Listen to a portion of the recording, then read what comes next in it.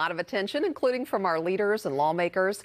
St. Petersburg Mayor Rick Kreisman tweeted this morning, saying the hometown teams are providing an escape at a time when we really need one in this tumultuous 2020. And U.S. Representative Kathy Castor also mentioned the Lightning, the Rays, and the Bucks today, and the impacts that all of us are feeling right now from the pandemic. Especially on the heels of the Stanley Cup. So folks all across the Tampa Bay area are thrilled to have the hometown team headed to the World Series. Hopefully, if we could fill these arenas and attract tourists to come here to our venues, that has a ripple effect, and a lot of working people would be better off if we had some control over COVID-19. And believe it or not, the series even came up in today's Supreme Court confirmation hearing for Judge Amy Coney Barrett. You could imagine that the Houston Astros, who've cheated in lots of ways in the past with sign stealing, might try to go to the umpire and try to persuade somebody to expand the strike zone just for Houston in the game tonight. That would obviously be inappropriate, right? Right. Republican Senator Ben Sasse there was using that baseball analogy to try and make the point that Democrats are playing by two sets of rules when it comes to these confirmation hearings to the high court. Most of the day, though, down to business. Judge Barrett facing questions on judicial philosophy, Roe versus Wade, and the upcoming elections. If confirmed, Judge Barrett said it would not be up to the Supreme Court should a case on the election come to the high court to actually pick the president. It would be the court's job, though, to uphold laws that provide people with the right to vote. So certainly the court would not see itself as and would not be electing the president. It would be applying laws that are designed to protect elections and protect the right to vote. Judge Barrett did not directly answer every question. She again avoided some of the questions on the Affordable Care Act, citing the potential for future cases to appear before the Supreme Court as the reason she could not comment on that. And replacing the high court's liberal icon, the late Ruth Bader Ginsburg, so close to the general election, has, as you know, sparked plenty of controversy, and Democrats have few tools, though, to block President Trump's pick.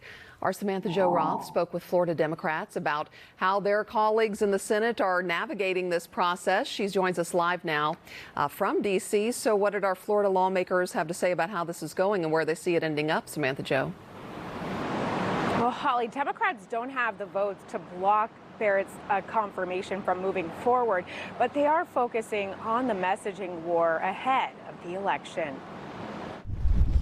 Florida Democrats like Kathy Castor and Debbie Wasserman Schultz are stuck on the sidelines as the Senate considers confirming Judge Amy Coney Barrett. The line of questioning, the opening statements of the Democratic senators have made it very clear what's at stake here. Nothing short of the health care for 20 million people. While they're powerless to stop Barrett's nomination, Democratic senators are focused on an upcoming case over the Affordable Care Act to make their argument. She has not answered questions, so we are left to rely on her record. And her record is one that is not favorable towards the Affordable Care Act. Republicans are defending the nominee. Senator Marco Rubio tweeted Barrett is smarter and far more knowledgeable on the law than the senators trying to derail her. Others question Democratic strategy. At times I have been confused, and I thought we were on the Health Committee instead of the Judiciary Committee, because it has been such a central talking point for every Democrat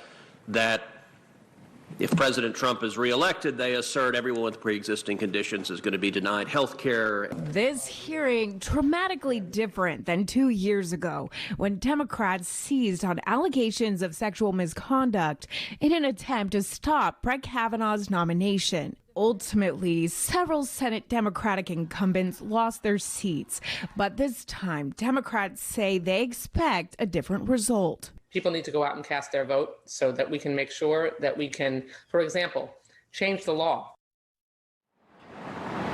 Now, a vote on Barrett's nomination is expected in the committee next week on Thursday. That's October 22nd. And a full Senate vote on her nomination could happen as early as October 29th. So full speed ahead on this. We are live on Capitol Hill. Samantha-Jo Roth, Spectrum, BN9.